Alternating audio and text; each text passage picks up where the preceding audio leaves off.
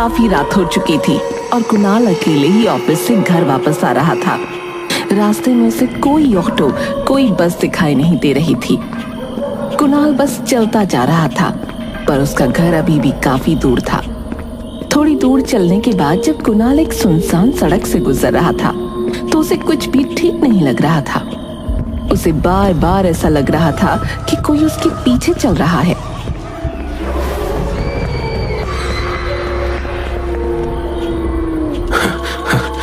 अरे, बार बार मुझे ऐसा क्यों लग रहा है जैसे मेरे पीछे कोई चल रहा हो। कुणाल अपने कदम जल्दी जल्दी बढ़ाने लगा ताकि वो जल्द से जल्द घर पहुंच सके। कुणाल को तभी अपने पीछे एक परछाई नजर आई जो कुणाल का पीछा कर रही थी। कुणाल जितनी तेजी से चल रहा था, वो परछाई भी उसके साथ उतनी तेजी से चल रही थी। अब कुणाल की हालत बहुत ही बुरी हो जाती है और वो तेज तेज भागने लगता है। तभी आसमान में बिजली कड़कने लगी और अचानक तेज बारिश शुरू हो गई। हे भगवान, ये बारिश कैसे शुरू हो गई? यहाँ तो दूर दूर तक कुछ दिखाई नहीं दे रहा और ये परछाई मेरा पीछा क्यों नहीं छोड़ रही? कुणाल उस बारिश में भागता जा रहा था और तभी अचानक एक गाड़ी से टकरा गया। गाड़ी से हड़बड़ाते हुए एक लड़की उतरी। हे भगवान, ये क्या हुआ? आप ठीक तो है ना? हाँ, मैं ठीक हूँ, बस जरा सी पैर में लग गई है। आपको तो काफी लग गई है। बारिश में मुझे ठीक से दिखा नहीं और बस एकदम से आप सामने आ गए। मुझे प्लीज माफ कर देना। नहीं, कोई बात नहीं, गलती मेरी भी है। आप बताइए, आप कहाँ रहते हैं? मैं आपको आपके घर छोड़ देती हूँ। अरे नहीं, मैं खुद से चला जाऊंगा। देखिए, मेरी वजह से आपको लगी है, प्लीज बताइए, मैं आपको घर छोड़ दूंगी। कुणाल कंचन की गाड़ी में बैठ जाता है।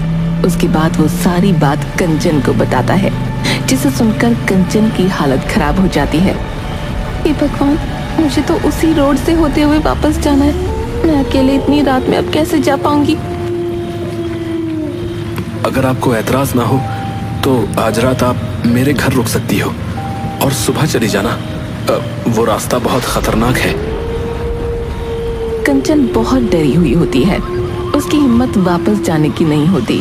उसे कुणाल एक शरीफ लड़का लगता है, इसलिए वो उसके साथ उसके घर रुक जाती है। आप यहाँ बैठिए, मैं जरा कपड़े बदल कर आता हूँ। जी कोई बात नहीं। कुणाल अपने कपड़े बदल कर आता है और देखता है कि कंचन भी थोड़ी भीगी हुई है और ठंड से कांप रही है। मैं आपके लिए कुछ पहनने को लेकर आता हूँ, ऐसे तो आप बीमार हो जाएंगी। कुणाल अंदर से एक नाइट सूट लेकर आता है और कंचन को दे देता है। कंचन उसे पहन लेती है। वैसे एक बात पूछूं? हाँ, क्यों नहीं, पूछिए ना। आप तो शायद यहाँ अकेले रहते हैं, तो फिर ये कपड़े? ओह, ये तो बस ऐसे ही मेरी एक दोस्त के हैं। एक दिन मेरे कुछ दोस्त आए थे, तो बस उसमें से ही किसी का रह गया था ये। अच्छा। रात को कुणाल और कंचन अलग अलग कमरे में सो जाते हैं। कुणाल जब गहरी नींद में होता है तो अचानक उसकी चादर कोई खींच देता है। कुणाल हड़बड़ा कर उठ जाता है।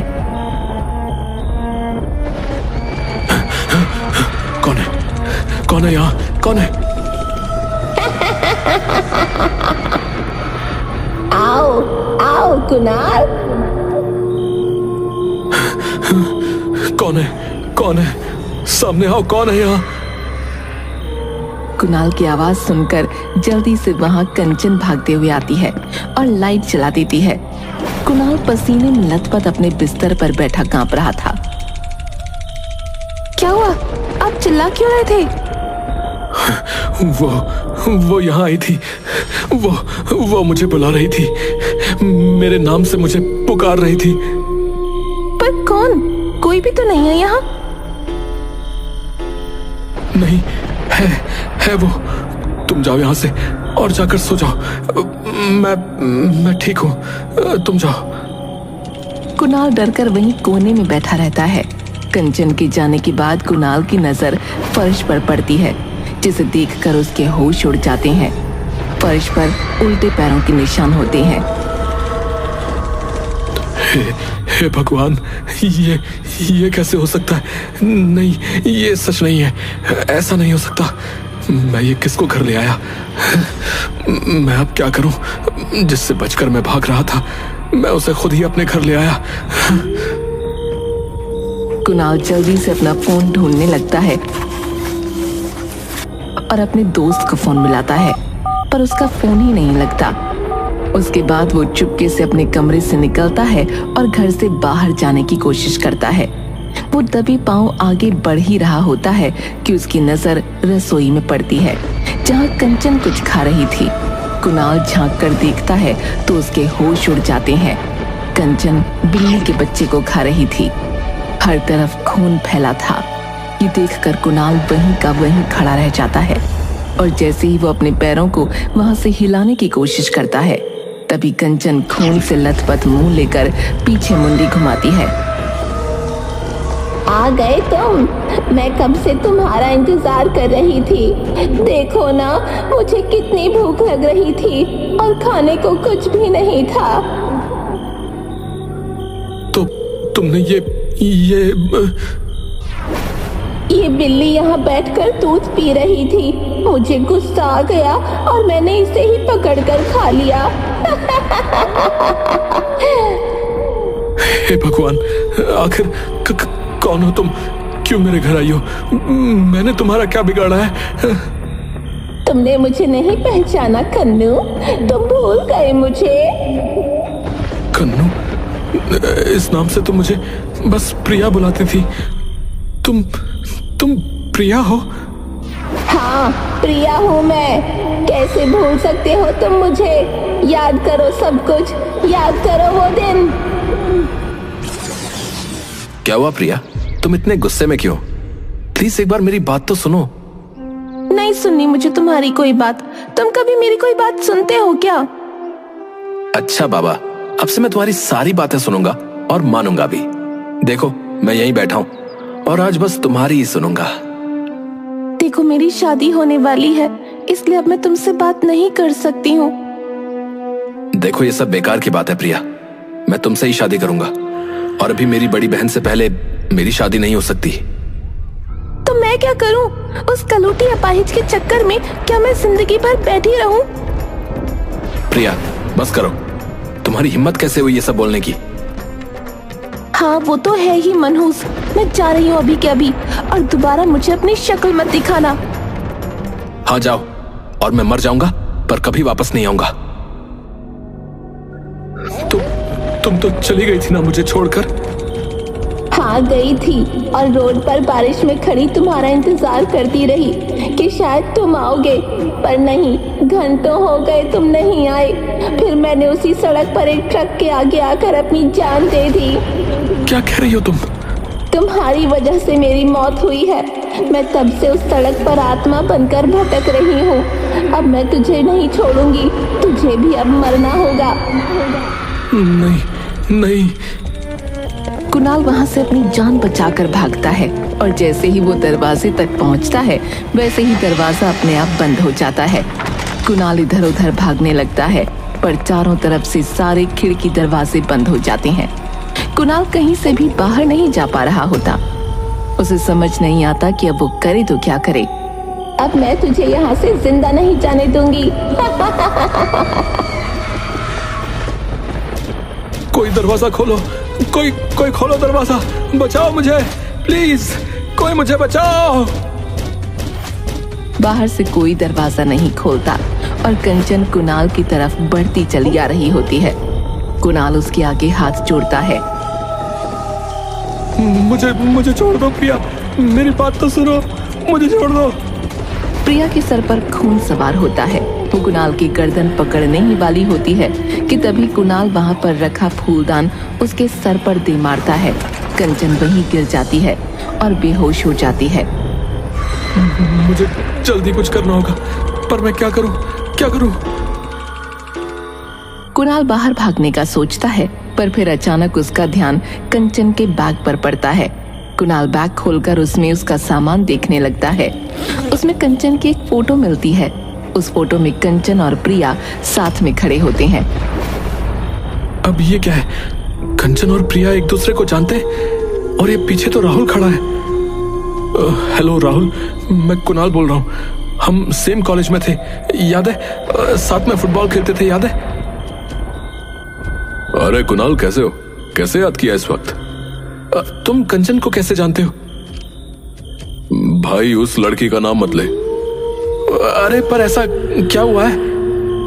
भाई प्लीज, मैं अभी फोन रखता हूँ। प्लीज भाई, मुझे तुम्हारी बहुत जरूरत है। एक बार मेरी बात तो सुनो। वो मेरे घर इस वक्त बेहोश पड़ी है। मैं जल्दी तुम्हारे घर आ रहा हूँ, पर उसे तब तक उठने मत देना। इतना सुनकर राहुल फटाफट कुणाल के घर एक बाबा को लेकर पहुंचता है। कहाँ है वो चुड़ैल? अच्छा, अभी तक बेहोश है। सही है। चुड़ैल? हाँ, चुड़ैल है ये, चुड़ैल। बाबा, इसे जल्दी से कब्जे में करो, वरना अगर होश में आ गई तो किसी को नहीं छोड़ेगी। बाबा अपने तंत्र मंत्र से कंचन के चारों तरफ घेरा बना देता है। ये सब क्या हो रहा है? कौन आया है यहाँ? तूने इसको यहाँ क्यों बुलाया? ताकि इस बार मैं तेरा खेल हमेशा हमेशा के लिए खत्म कर दूं। कुछ नहीं कर पाएगा मेरा। इसको मार दूंगी, मैं मार दूंगी। तुझे जिसको मारना था मार तो दिया, अब इसको क्यों मारना चाहती है? ये सब क्या हो रहा है? तुम अभी शांत रहो, मैं तुमको सब बताऊंगा। ओम ह्रीम क्लीम स्वाहा। ओम ह्रीम क्लीम स्वाहा।